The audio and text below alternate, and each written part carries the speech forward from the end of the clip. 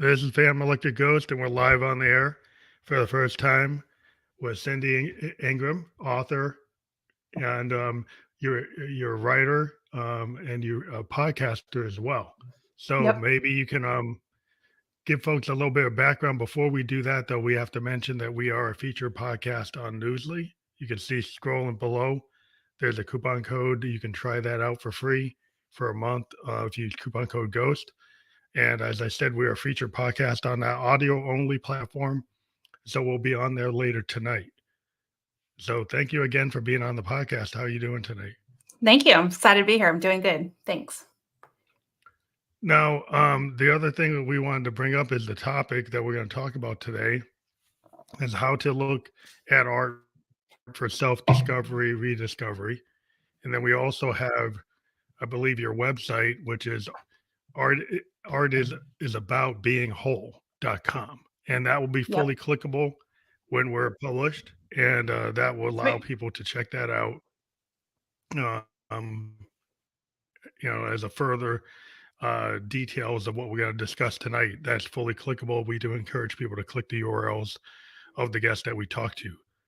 So Awesome. maybe you can give a little bit of background as a writer, artist, poet, podcaster, educator, and entrepreneur. Maybe you can talk about that. Yes, I'll try to give you the short version. I can get a little long-winded about it. But yeah, I'm a former art teacher and a former museum educator. And then about 10 years ago, I noticed a big lack of resources in the art teacher world for teaching with works of art, like looking at art and connecting with it and how to do that with your students. And so I developed a business called Art Class Curator, which helps art teachers connect their students with works of art. And I've been doing that, like I said, for almost 10 years. But in the last couple of years, I started to really notice that the way I connect with art is something kind of special and something different. And it's not something that people talk about all that much, but throughout my entire life, anytime I've been with art in an art museum, or even it's before I knew museums existed, it was like in Disney movies and things like that. But I had these really powerful connections that were not about learning about the art. It was about learning about myself. It was about giving me a safe place to feel my feelings, all this sort of thing. So in the last couple of years, I started to really think about what that is and what that's all about. And what that ended up with is my new book, which is called Art is About Being Whole, which is right here. Just came out last week. And it's a memoir told with art. So each chapter is a work of art. That I picked a work of art that I interpret as a tool to move the narrative forward and tell my story at the same time as sort of interpreting the work of art. And then also in the last few years, my degree is in art history. I've always loved looking at art and talking about art. But I hadn't made art since I was really in college. And so in the last 2 years, I started making art again and writing poetry again for the first time since I was a lot younger. And that has just changed my life too. The book chronicles that journey as well. But the journey in the book is mainly about my mental health. I used to be very anxious and very filled with shame and all the things. And then have kind of healed through my interactions with art. So I think that's it. Well, I think that's always I started this podcast talking to artists. We started talking to musicians back in 2016. We Mhm. actually episode like 1009. Wow. So we've been around for a little bit since 2016, and the Yeah. whole idea, being an artist myself, I'm a synthesist, I'm a keyboardist, I'm a producer, Mhm. is a lot of people, don't feel they have the right to actually create art. A Yeah. lot of people feel like, well, if I can't be Picasso, if I can't be Hendrix, if I can't be Jimmy Page, then I can't do it. But the whole Yep. thing as a producer, what I like to tell people is I want to hear the song that you're scared to show somebody, because I think that Yes. is going to show me your authentic self. And, everybody can clone whatever's in the top 50, right? But if I can see something that's different, that to me is what I've always gone after. I've always gone after people who are independent, emerging songwriters and artists, because I think everybody has that creative spark. but sometimes Yeah. because of like limiting beliefs or they didn't think they were good enough, they can't get to it. And then they Yeah, and usually that have some kind of issue. They break through and they say, "Oh, I should do it." yeah.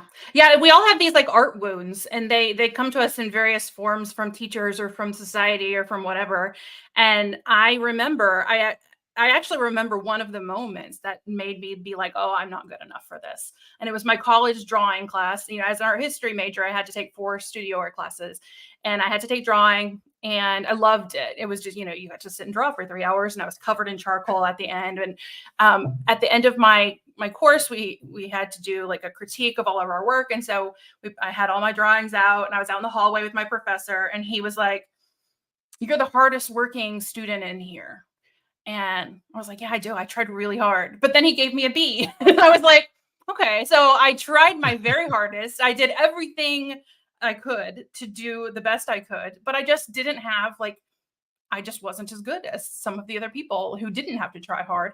And so, it was just, I was like, okay, well, I'm not good enough. I'm not creative enough. I don't have enough ideas. And then I study all this art history. And I can imagine if you're listening to all the great musicians, you're like, there's no way I can compete with that. And so then it became this like, this is how artists should be. And I'm over here and I'm not like that. So therefore, I can't be an artist. And that has been a really big process of like deconstructing that over the last couple of years of like, oh, yes, I can, um, and how it was really scary to do. Well, I think the problem I find is everybody's into perfection. I'm a child of the '70s, Yes. and one of the things that kind of is a big equalizer, but it's also a problem is the use of computers, especially Mm, with musicians. The use of digital audio workstations or DAWs. And what happens with those is people can spend a lot of time trying to create something they call perfect. yeah. And I always try to point out to people, if you go listen to stuff from the '30s or the '50s and the '60s, and you listen to it with a producer's ear, there's all these mistakes. There's tons of microtonal rhythm mistakes. There's cutout mistakes, but those songs are not perfect, but they are what they are. And a lot Well, and about that gives it art its is imperfection, humanity. or what Yeah. we call the happy accident. Yeah. Yeah, That gives it its humanity, its it becomes rawness. authentic. Yeah. Yeah, The art I like and to some look people at is the ones confuse that's yeah. Yeah. that perfection, that's the only way you can do it. But if you think about like Keith Richards, he was never about perfection, right? Mhm. And Bob Dylan didn't have perfect pitch. So, Lou Reed doesn't have a singing voice. So Yeah. like there are people who were able to put themselves in positions that wouldn't have happened, but they had Yeah. to kind of push it because they were breaking rules.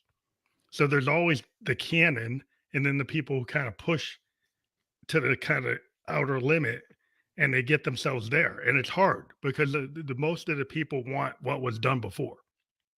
They Yeah. want something that's in the canon. They can't handle something that's outside of it. And a lot of times, art that comes is like it's every individual has a different point of view. And so it's Yeah. like if you just clone and copy, like well, you're never gonna get anything original.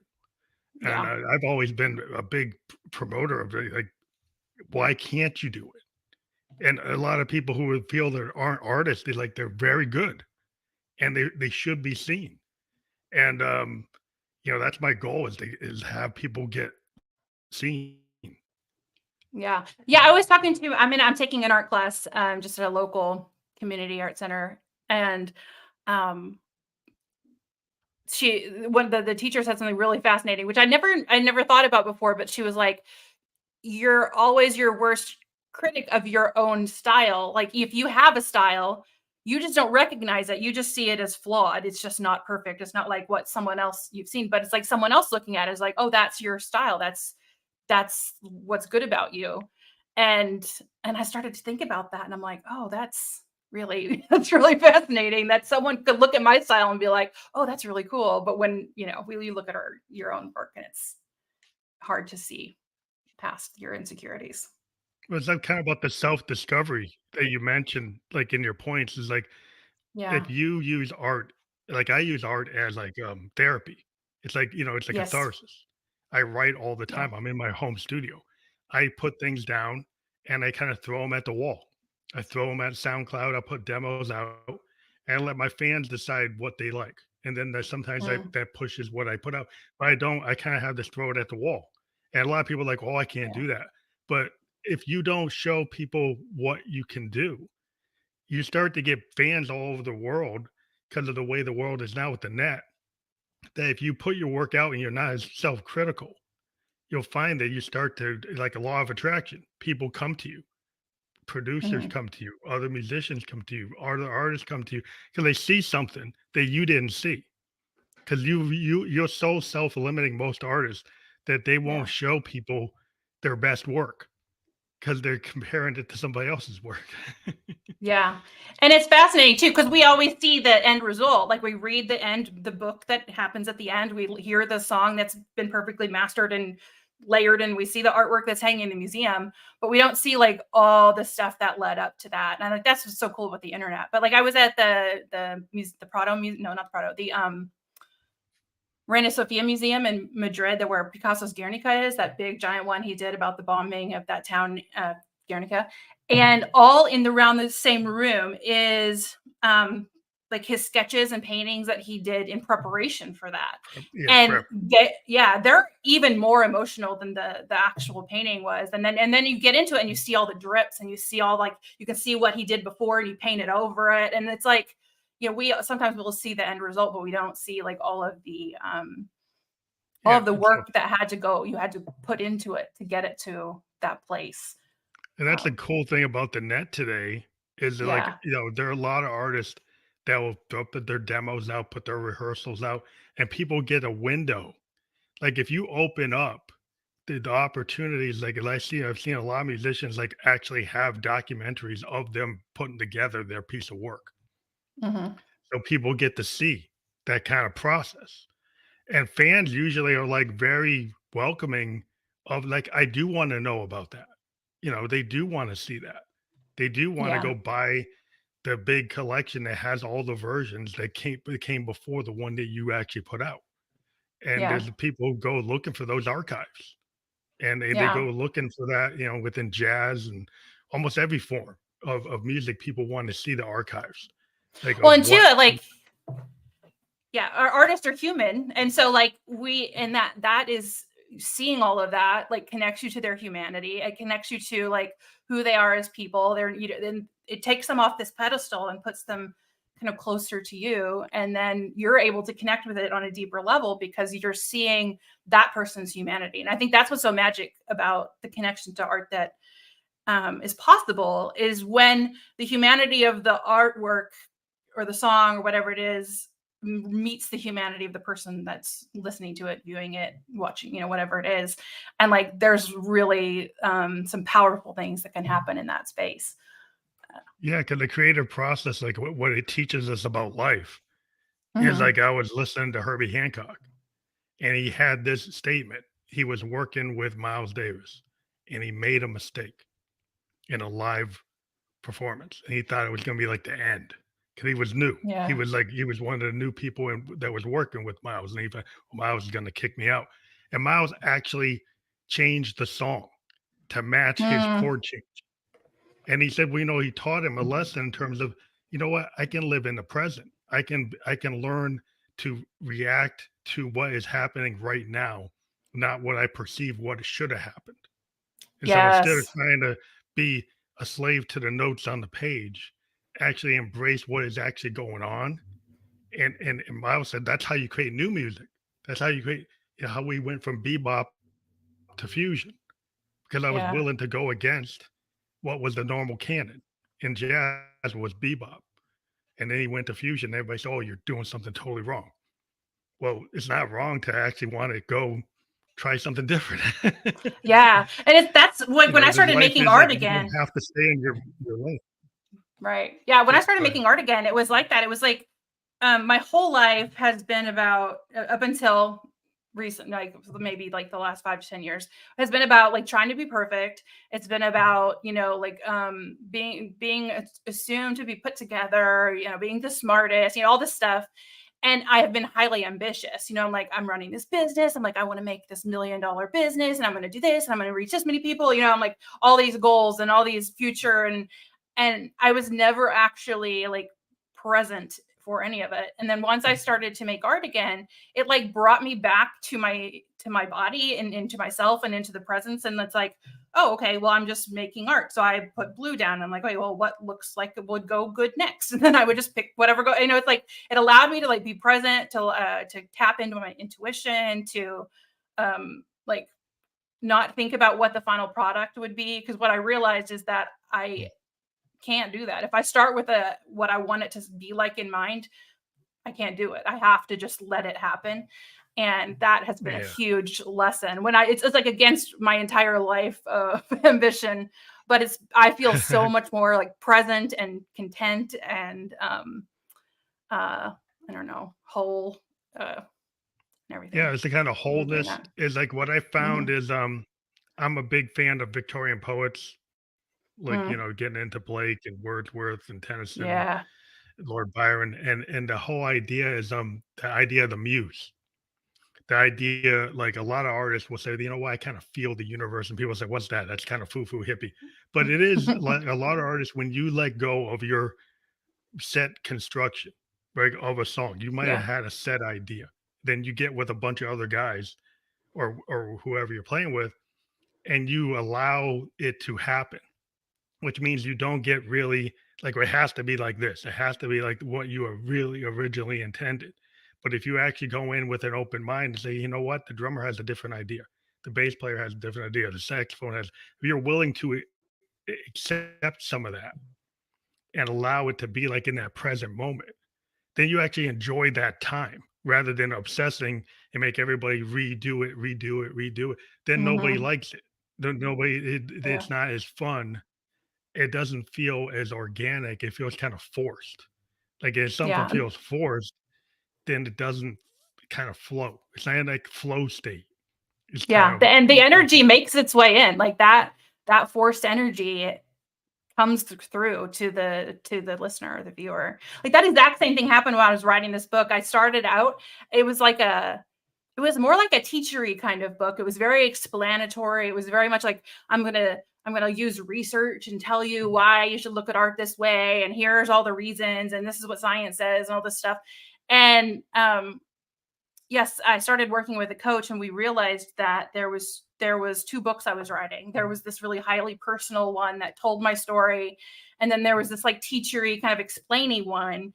And that was the part that was being forced as I was trying to I think convince people that the personal stuff was okay to include, like that and I was trying to like not get criticized. There's all this stuff that was like coming from a weird place. And then once I cut half of the book, I had already written 50,000 words. I cut half of it out and then just went full force on the memoir. That's when like the process really where I was in that flow state. And that's when like I was reading a book and like there was something. One story was like I was reading that book, Remarkably Bright Creatures, and there was a line in the book about a shark that can't the sharks can't have to keep swimming or they can't breathe, and the character was like, I understand what it's like to keep moving. And so I was like, oh, I recognize that too. And so and at that same time I was writing a chapter about burnout, and I was like, whoa, wow, that's exactly what I'm writing about right now. And I was trying to pick an artwork for the chapter, and I kept having a bunch of false starts, and then I kept going with the shark metaphor, and then I ended up choosing the Jaws poster for that chapter. So it was like a muse. It was that came to me via that book, and then I ended up with this Jaws artwork, which is I should have these tabs so I could just hold it up to the camera. But I'm sure everyone knows exactly what it is when I say the Jaws poster. I know what the first movie looks like. Yeah. I know the first one. Yeah. So there's the Jaws, there's the Jaws poster. But then the whole chapter ended up being this metaphor of me keeping swimming and ignoring all the red flags, the ones that tell you not to go in the water. And then I was able to do all this like lighthouse metaphors, and like the shark was there was so much in it, but it was like, it was like I was just following the breadcrumbs, and it led me to like probably I had the most fun writing that chapter because it just felt really organic. And then I started listening to the Jaws song, and that made its way in there too. It was like the theme song. But it's magic. It just like it can't be explained that like in a way that makes sense, I think, to people who haven't experienced it. It's just like it feels a little bit magical when it's happening. But it's like when you learn to trust yourself. Like Yes. you get if you get a musician that's like that has to know the chart, has to know the key, but you've been doing it long enough that if you hear it, then you know what it is. And Yes. I know there are guys that like they ask for the chord chart, but they don't need it. They ask for the key, they don't need it. It's like, why don't you trust yourself? You've been doing this like 20 years, you know what it is. So it's like it's kind of like that there's a little they're like self-doubt. And it Yes. really doesn't need to be there. And it's self-deprecating. It's like, why are you doing that when you don't need to do that?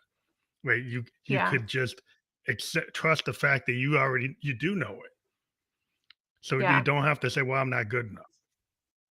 It kind of goes back to this idea you're not good enough, so you're like imposter syndrome. Like, why are you there? It's like you don't believe you should be there. When well, you should be here. And I Yeah. think once you get past that and you can kind of get in touch with that muse and realize that yeah, you can have fun. Like it's not wrong. You don't have to be a tortured artist. That you can Yeah. actually have fun and be happy in it and not be frustrated and have anxiety and like you don't have to approach it that way. Yeah. There were definitely times when like I did have to like re-feel a lot of the emotions of my whole life because it's like, well, I want to make sure I am able to describe this feeling I had. So then I had to actually feel it to be able to describe it. And so then I'm Mm. like stuck with in that feeling and I have to get out of it. But like still the process was so like it was hard. I had to go back to therapy just to like get through writing this book. But it still was like, yeah, it wasn't like a tortured experience. Like it was such a delightful experience to write it because I Well, it's and it kind felt of like it like was so true to me too. it's kind of Yeah. like if you're a method actor. I mean, I think they love Yeah. being in that mode, but then they have to get out of it. Yeah. Right. So you get into that role, you live that person, you become that person, but then you have to kind of get out of it. But you Yeah. in the middle of it, you're kind of in a zone and you're like experiencing that zone. You love to do that, but like it's probably not healthy to stay in that character. Yeah. And I've heard there are artists that like they couldn't get out of the character. They had found it hard to, you know, pull themselves out of it. Have you ever So read, that's always Bryan a whole Cranston's nother day. memoir? Yeah. Have you ever read Bryan Cranston's memoir No, I haven't. on Breaking Bad? No, I probably need to. Yeah, well, Yeah, all I you need probably to I need to mean, read that. I haven't finished it because I'm reading it currently, but, like, the very first, like, it's like the I don't know if it's a prologue or introduction, but, like, the very first thing is he talks about, like, the most significant scene he shot in, Breaking Bad, where I won't give away the full scope of it, but he basically, like, he did the scene, and then he just, like, completely emotionally broke down because he was so in it, and then his, like, personal life kind of, like, infused its way into it too, and so, like, Mhm. he was just sobbing, and, like, all the camera people and everybody was around, like, hugging him, and then he, like, went home, and he was, like, it just like took him a really long time to get out of that. And I'm like, oh, that it made me really like just that little snippet of that prologue made me really respect the craft of actors so much for them to have to and writing this book too, like having to go back and feel all these things again. Um, because you I have to think in do it. art, like a lot of artists, yeah, you do it in writing. You know, musicians do it because we play Mhm. characters. Like a lot of musicians, if you know, Bowie is like the biggest example, like Lady Gaga today. But Bowie Yeah. became like Ziggy Stardust. He became Aladdin Sane. He became the Thin White Duke. He would actually get into that role. And I heard like there's a story that when he was in Ziggy, he stayed in Ziggy on and off the stage for months. He didn't get Wow. out of it. And so he really took it very serious, like a method actor. He took theatrical, you know, capabilities. And a lot of musicians have realized, you know, in the 70s, you saw a lot of people like the Freddie Mercurys of the world. They took that the idea of theater Yeah. and being able to portray that other you, the other me, as part of the performance. Yeah. That's amazing.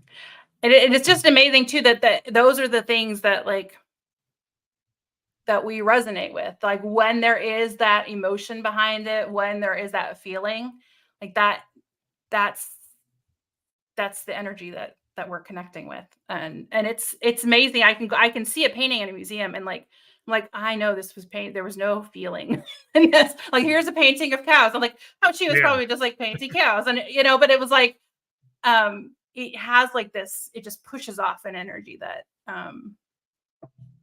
that is just like draws you in. Yeah, I mean, So, because when you're an artist, yeah, you kinda give of yourself. It's like the concept of Victorians, they had this idea of little death, right? So mhm. you die a little bit when you're putting into something that's creating something. So the Oh, act I of like that sound. creation is little death. And so the idea is that you do sacrifice part of yourself when you're giving these performances in your whether you're a musician, a painter, or an actor, any type of artist. If they when they really feel it, they have that kind of concept of that little death that Tennyson, Lord Byron, and a lot of the Victorians talked about. And I really resonate with a lot of the Victorians because they had so many layers to their work because Yeah. they're in the Victorian age. But there's a lot of truth in it. But there's a lot of hidden levels. But it was all as being a songwriter, it's always very interesting. If you think about the songs of innocence and experience with Blake, he's probably the most simplistic of the writers of the Victorian era, but he could get to it with less words than Wordsworth or Tennyson. Yeah. That fearful symmetry of the tiger poem. His poems aren't very verbose, but they have that Victorian it's just that style Yeah. That's of interesting though, because like coded he words. also was a visual artist. And so I'm like, I wonder if the fact that he was a visual artist played into the fact that he was able to capture those feelings with fewer words. Like he knew how to do that visually. And so there was Yeah, because something about his emotional understanding that he was able to like synthesize feeling in a yeah, a lot of certain people way. don't realize that the songs of innocence and experience have plates that have Mhm. artwork that go to each one of them. Which I actually have a book that has all of them, has all the plates that go with the poems because I got really into Yeah. Blake. And that stuff is like it is part of the reason I think like you did I think you put the nail on it.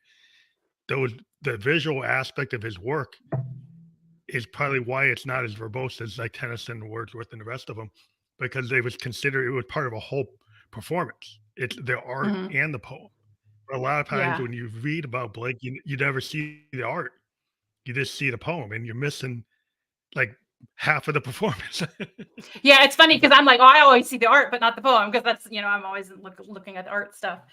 But I love that because I had this experience when I was writing. It was like midway through the book, and I had this moment of the chapter was meant to be about like learning to feel my feelings and not like stuff them down. And Mhm. because I repressed all feeling for most of my life, even the good ones. Like all of them were not safe. And so I'm like learning to feel my feelings. But I was talking to my coach. And I was like, I don't have words to this. I was like, this is in my body. Like this is a feeling. It is an energy. It is a course of a couple of years of like experiencing life in a certain way. I was like, I don't know how to write this down. And then she that's Mhm. when she was like, very, very like compassionately and lovingly. She's like, "Well, what do you think about writing poems?" And I like immediately like started to cry. And I was Yeah. like, it was like this moment of because I have books of poems from when I was a kid. I used to just constantly write poems, but I haven't since I was probably in high school. And so I just started to cry, and I was like, oh, that's right. That's exactly what it is. Mhm. That's how you capture a feeling with words. And I was just but I was terrified because I was like, I haven't written a poem in 20 years. I wouldn't know how to write a poem. And but I knew she was right. And that this is where that muse came in again too. Because I was like, I knew she was right. I knew I had to do it. Once it was out in the world, I was like, there's no denying that that is the right thing to do in this situation. So I had to like really allow myself to write poems and be terrified doing it. I was like, people are going to think I'm ridiculous. They're going to roll their eyes at me. This poetry is going to be so bad that everybody's going to hate. It was like it was intense. But then I started to, and she was like, I didn't say that for any reason. She was like, I've read your work up to this Mm. point. She was like, you're writing poems, but you don't know it. So I went back into other chapters to like add poems back in, I was like, oh wait, there is a poem here. It's just a paragraph. And so I just put a couple enters and I was like, oh, there we go. I was like, I have been writing Yeah. poems. I just didn't know it. But Yeah. it Some was people so like they scary. write like the Iliad. Yeah. Yeah. Yeah. You think about like a lot of times, people write and it might be like Homer or like the Iliad or the Yeah. Odyssey, and like and then they realize like, hey, really, I'm a songwriter or I'm a Uh poet, and it is the probably purest way to get to your feeling, because at the yeah. moment it's probably it's kind of like this issue when you're a songwriter. We have all these takes, like when we're putting stuff down, and what we Hmm. always say is like if you have like 100 takes of a song, it's probably the first 4 or 5 that are closer to the truth. Yeah. Because when you Yeah. first put that down, that was what you were actually feeling. And then when you start to go back and pass over it, you start getting scared of those feelings. You start editing and taking stuff out. Yeah. And a lot of times, the producers and editors will come in and say, you know what, that earlier version is the one that we should go with because it's closer to something real, and it might not be perfect, but it actually feels authentic. And that's where Yeah. having other people kind of like be your beta reader, Yeah. it kind of helps, artists because they'll go self-sabotage and get rid of all the good stuff. Yeah, it's like when I put my book through Grammarly, like I was like kind of near the end and I'd already gone through it all, but I was like, oh, I'm just going to go put it through Grammarly to check for things. And I found that Grammarly kept wanting to take out my like lyricalness. And I was like, no, I was like, you're taking like it was just trying to take out all the emotion of everything I was saying. So I was like, it did catch some commas and some, period problems or whatever it was. But like a lot of it, I was like, no, I chose that to say it that way because that's the way I felt. Yeah, And that, like there was a lot, I write with a lot of repetition. And so it was like kind of like a song, it was just like, I'll say the same thing, but like we change one word multiple times. And it was just like, you're using this word a lot. I'm like, I know, I meant to do that. So, yeah, the but algorithms don't yeah, actually work with artists that well. Like if yeah, you're writing something that's like a research paper, or you're writing yes, something that's like a piece of work, yeah, fine. But if you're an artist and you're trying to do something that's kind of creative, they don't know doesn't know how to deal with that. Maybe in the future with AI, it'll get better and recognize that, oh, this is an artist, this is a poet, this is a songwriter, this is not a research paper. You know, yeah, but like if right off the bat, it's thinking it's like a business paper. It's like yeah, it's a work paper for like a I don't know like a waterfall document for a yeah. programmer. Yeah, I'm Well, working. yeah, we're that's artists. probably got to be We more don't do precise. that. Yeah, there were settings that Yeah, was like, I what's the don't need intent? It was like this. There was like describe. It was like it gave me some options, like describe. It was like, is it creative? Is it whatever? So I did get to choose that it was a creative piece of writing, but yeah, it still Yeah, tried to it dull it still down a tries to, little. yeah, it doesn't know because it's always repetitive. It's this and that. It's like, well, yeah, that's what Hmm. I'm trying to do. Yeah, So I'm trying to it's like, slow the reader well, down and help them feel it, and like, I don't want to take yeah, out words because then that's, you're not trying to you know, make it. Well, sometimes artists like you're putting layers, right? You're yeah, putting layers, so it's not trying to be obvious. So, yeah. like, yeah, you could write it so it's more easily understood, but maybe that's not the point. Hmm. Like, it's like if you're trying to be like the Victorians, they're putting all these layers, or like the Yeah. looking glass. Well, why didn't you just say mirror? Like little death. What do you really mean?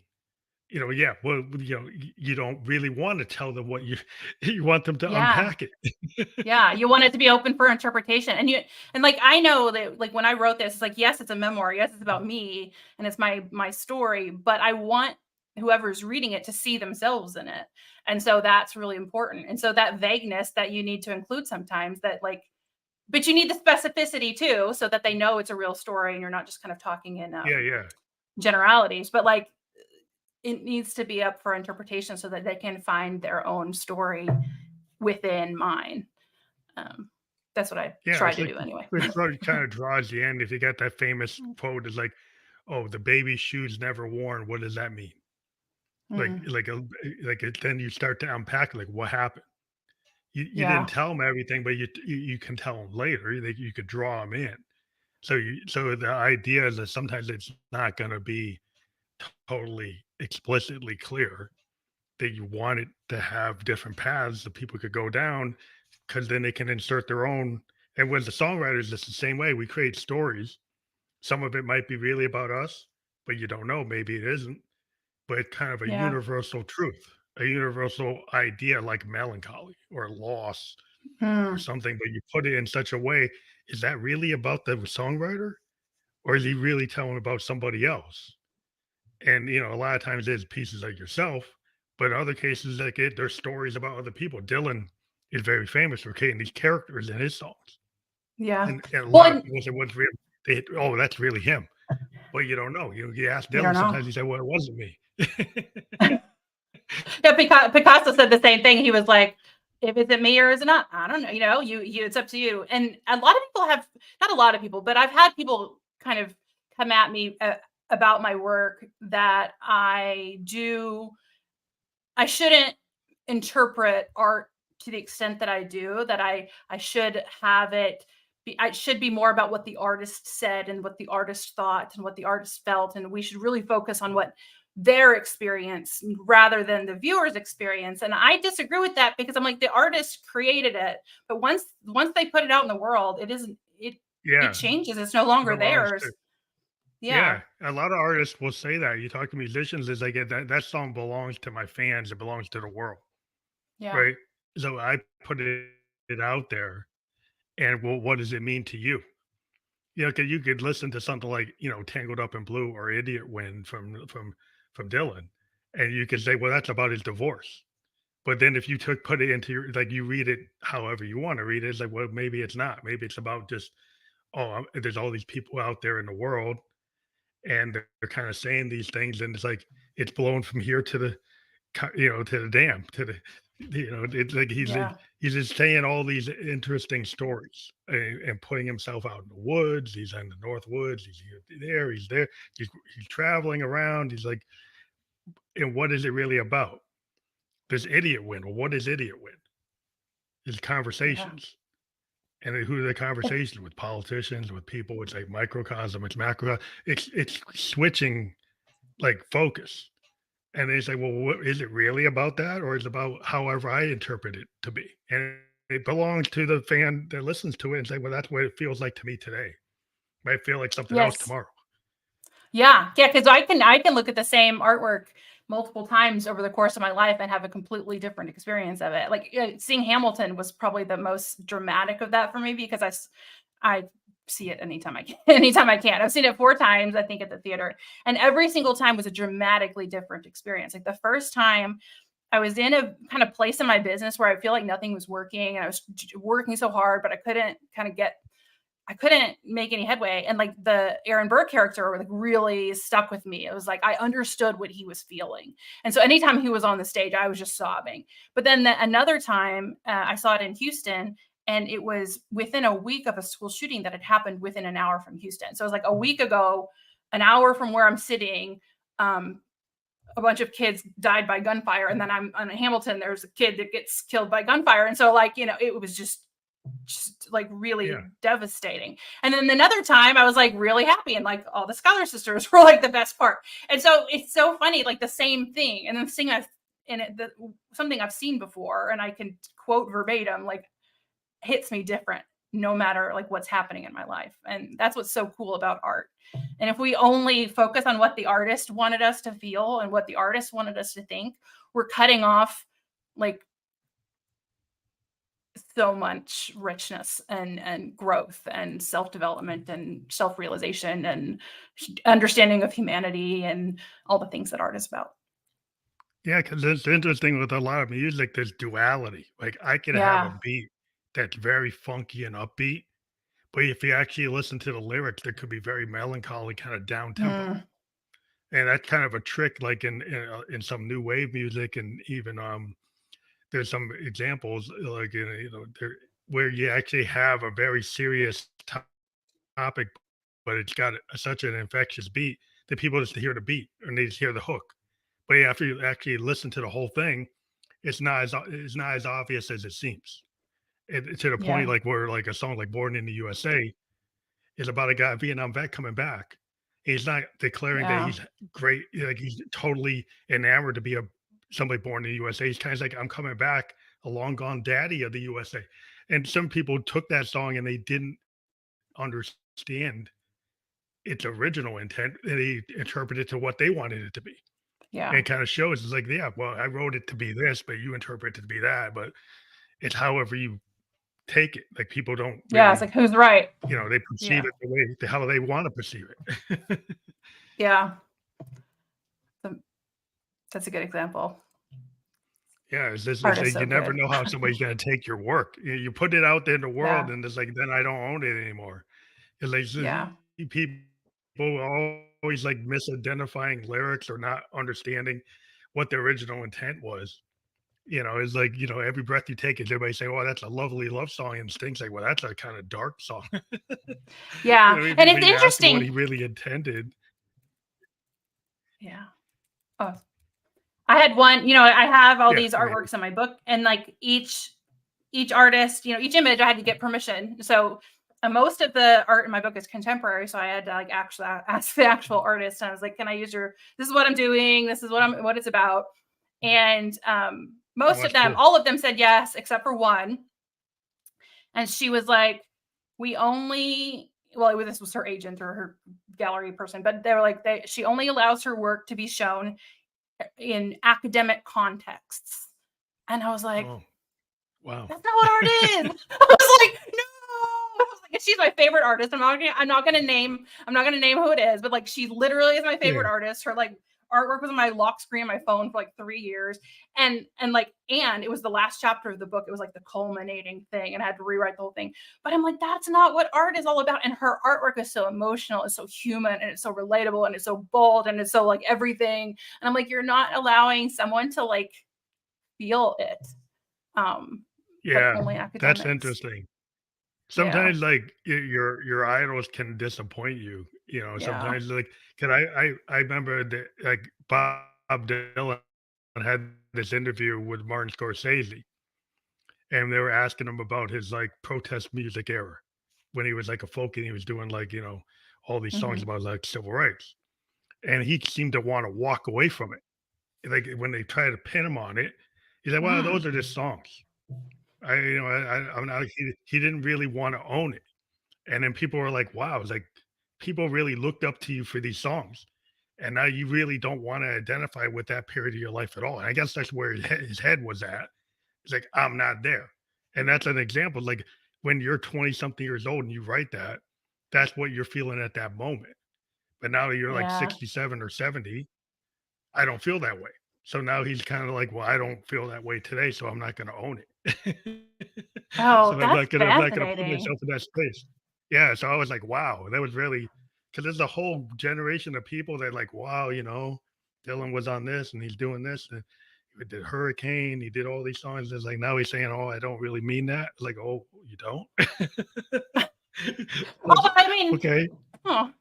I could say I don't mean I like if I were to be judged by something I did when I was 23, like, oh, that's not good. But like Yeah. this stuff is iconic, so it's a little bit different. Oh, Yeah, it's kinda yeah. just hard to live up to what you created, and maybe Yeah. he felt it seemed like he was felt uncomfortable, oh, saying like, "I'm that same person. I'm not at that time when I wrote it, that's where I was, but I'm Yeah. not there now."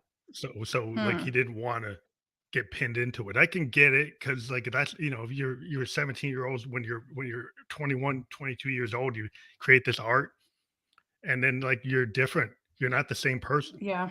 And people probably want you to be, but you're Yeah. not. And so that's kinda hard to deal with. It's like he was, like, drawing lines, he's creating boundaries. Sometimes you have to create boundaries, and that's his boundary. It's like, he didn't wanna deal with it. So I was like, "Okay, that's Yeah. him." He wants to talk about who he is now, what he's doing now, what he cares about now. Doesn't want to talk Yeah. about who he was 20 years ago. Yeah, I do. It does show his humanity and that he's not, it's things we all deal with, I suppose. Yeah, I think you just as an artist, you have to have boundaries sometimes, and the thing is, Mhm. it's hard because when you're an artist, you have vulnerability, Yeah. and the vulnerability usually creates your best work, but then you're kinda, "Well, how do I deal with this out in public?" Like, I'm showing this. It's very raw. It's Yeah. really it can be painful. And then you're like, well, how do I handle the result of what I put into the world? When Yeah. people start to ask me questions about it. Especially because like we're vulnerability is not a trait that is very well accepted in the world for a lot of people. And so the ones that are vulnerable, like it's so scary. And I know now, like I just released this last week and I am starting to like come across people who have read it.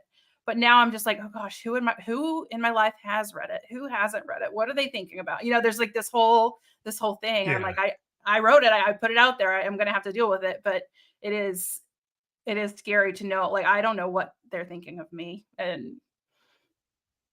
but it's okay because I feel really good about what I wrote, and I think it will help a lot of people, and I just have to get over myself a little bit, and my fear of judgment, I guess. Well, I think a lot of art is like it takes the layers of trauma that we have. Yeah. And the thing about being a creative is we find a way to turn that into a piece of work. And then Yes. then we have to kind of deal with it and come to terms with like I did create this. And Yeah. it puts you out there and there're gonna be people that don't like it. And there are gonna be people that do like it. So it's like the law of attraction. It's like, do you care more about the people that come to you and the opportunities that happen, or the couple of people that said they didn't like it? Or did Yeah. you kind of have to go with like, okay, it's out there and I'm just gonna deal as it comes and not obsess about like, okay, well, they hated it. And like, well, yeah, well, these Yeah. people loved it. So like, is it the one critic hates it, that well, that's gonna put you all the way down? Or are you gonna say, that's him, that's them? Like not Yeah. everybody's gonna love what you do. That's just the way it is. It's like that Theodore Roosevelt quote that's like, I can't quote it exactly. It's in my book somewhere actually, but it's like, don't take judgment from those who are not in the ring with you, like because they didn't put themselves out there. They don't know what it's like to do what you've done. Um, so I just have to keep remembering that. that, Yeah. that That's yeah, just a fact.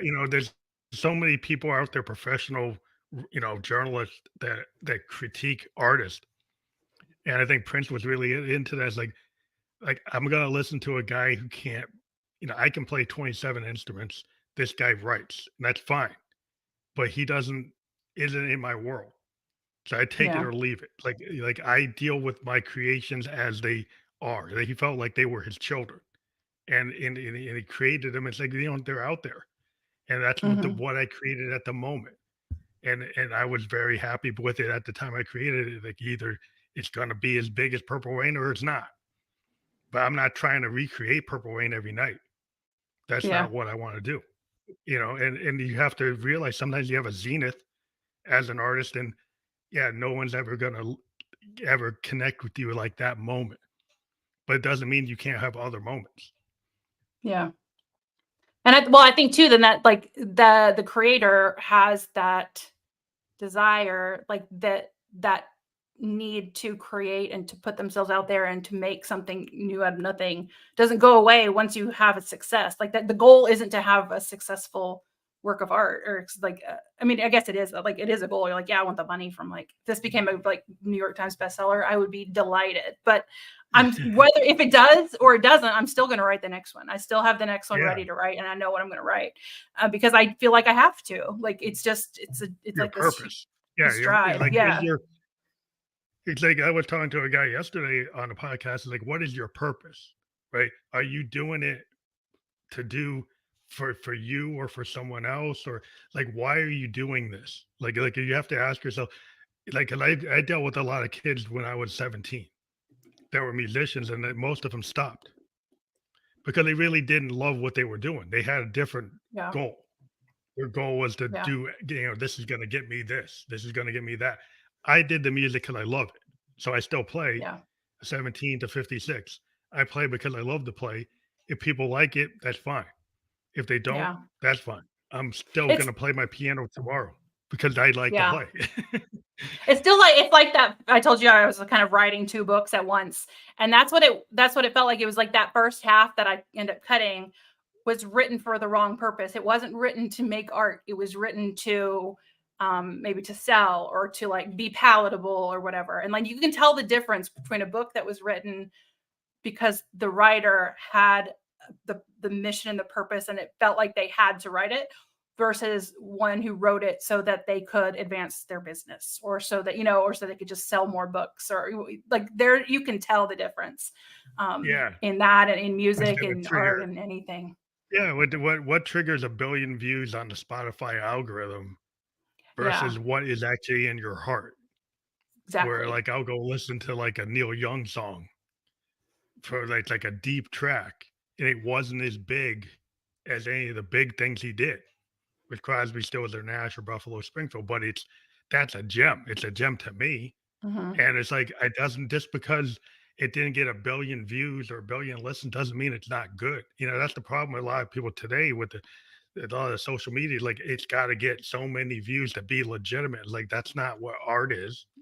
Yeah, it's Art not. is like, it is what it's, you put it out in the world, and sometimes the deepest things or the hidden gems, they never got the light of day, but they're great pieces of work. And it's like the idea of the album that you could have this Yeah. piece, and then inside of it, there's non-singles, but those actually tell you who the artist is. Like, if you're a writer, like, the deeper you get, it's not the cliff note, it's the deep Hmm.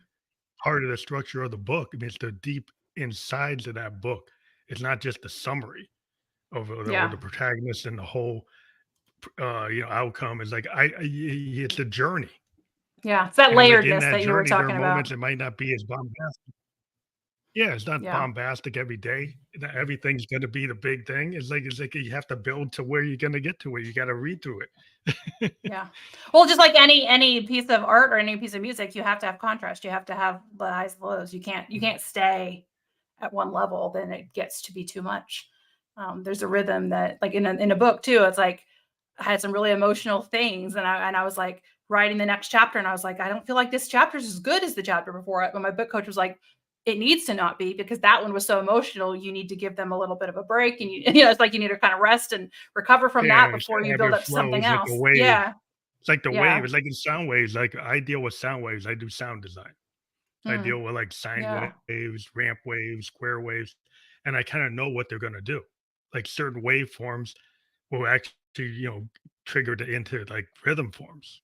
So you have the melodic forms and harmonics and dissonance, and in a song, you have things that are melodic, and then you have things that are, like, dissonance and noise Yeah. and not melodic. It gives you that contrast. It's the same kind of contrast that you put in your book. Like, when we do a song, there's some parts of that song that aren't perfect. They're kind of there to contrast with the other parts that kind of bring focus. So you focus on this part, and then you less focus on that, and your ear hears this, and your ear doesn't hear that, and that's the whole structure of the piece of art. Hmm. Is like, it's not always the chorus, and some people just want a song that's all chorus. It's just all beat. Yeah. There's no intro, there's no outro, there's no alternative structure, and, like, people are like, "Well, what is Mm, that?" It's just trying to hit an algorithm because 'cause you're hitting there's nothing but the hook for the whole thing. It's like, what is yeah. that? I guess for a dance club or something. I don't know. Yeah, Yeah. yeah, it's like, that's kinda what some people think of, that's what you should do, and I'm like, "Well, that's not exactly a song structure." No. Yeah. So it's telling a story and it's taking the listener on a journey, and you need any story needs highs and lows and all of that. It's like any artwork. Yeah, it's just the Yeah. layers that you find to build your work, and then how you tie that to your life, and I think a lot of art is like, you take the things that happen to you, and you tell that story. We're storytellers. Hmm. That's what we do with the podcast. We try to have Yeah. people tell their story, and you were able to work out from what you've told me. Like, you had the two books, and then you found, like, the true book inside the book, and Yeah. that became like the real purpose.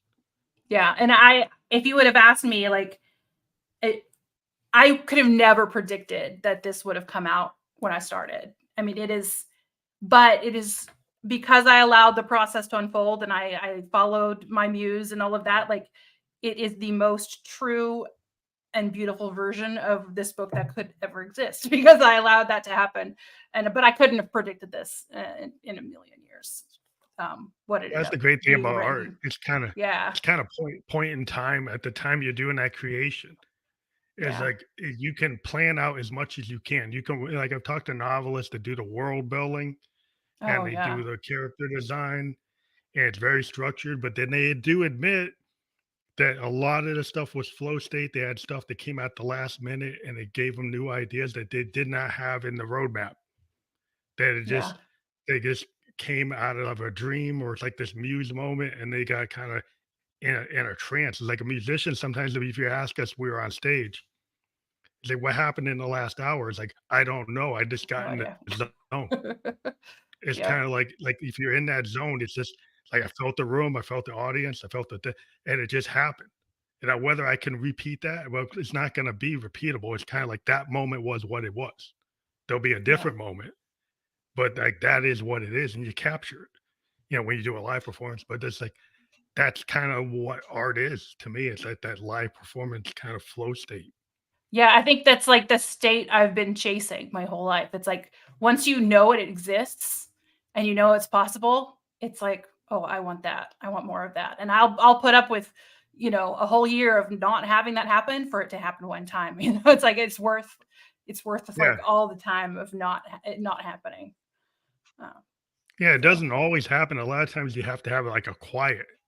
What I've talked to a lot of mhm, artists, like, you kinda gotta give yes. yourself that quiet because so much noise, and you're thinking like, "Well, if I go into fairly frenetic and I'm trying to overplan, like, with too much noise." It's like you just Yep. go and you kinda get into a quiet space, you meditate, or you just try to, like, turn things off, and then things will kinda channel through you, and it doesn't Yep. happen every day that you get that thing that channels through and it creates that great piece of work.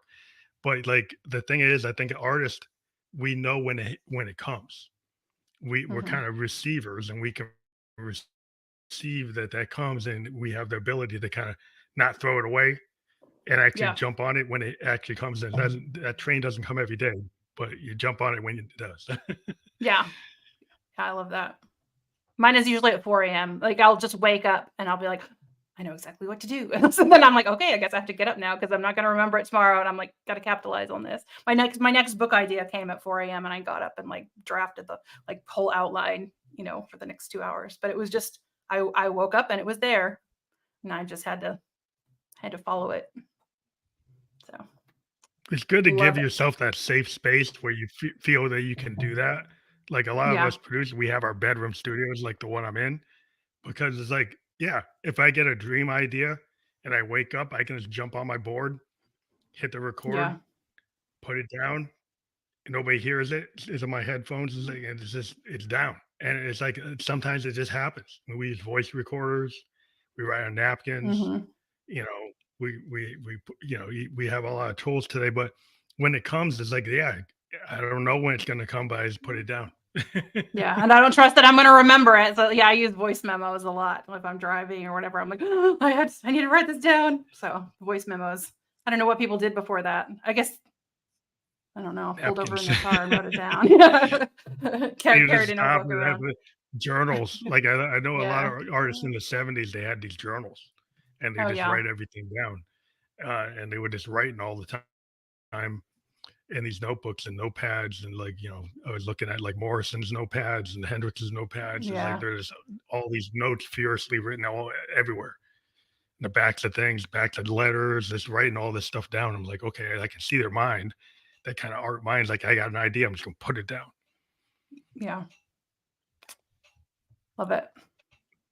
But, yeah, thank you again for being on the show. And I mentioned your Yeah. website, which Thank is you. their book. It's Yep. art art is about being whole.com. So if people go to that, they can actually purchase the book. Yeah, they can get a link to go to the book, or you can just type in "Art is About Being Whole." It's on Amazon and Barnes& and Noble and those sort of places. But yeah, it's a great labor of love. And I really loved talking art philosophy with you today. That's my favorite stuff to talk about. So that was a delight. Well, thank you very much. I want people to check that out. We do encourage people to click the links. They're fully clickable. When we're published, we're on all the major podcast platforms where you listen or watch. So by tomorrow, they'll be there. We're live on Facebook, YouTube, and Twitch right now. That link will be fully clickable as soon as we're off the air. And thank you again for being on the show. And we do encourage people to check out your book. Based on the discussion, it sounds like a very interesting read. I do encourage people to check it out. Thank you very much. Thanks for having me on too. Thank you. Have a good night. You too.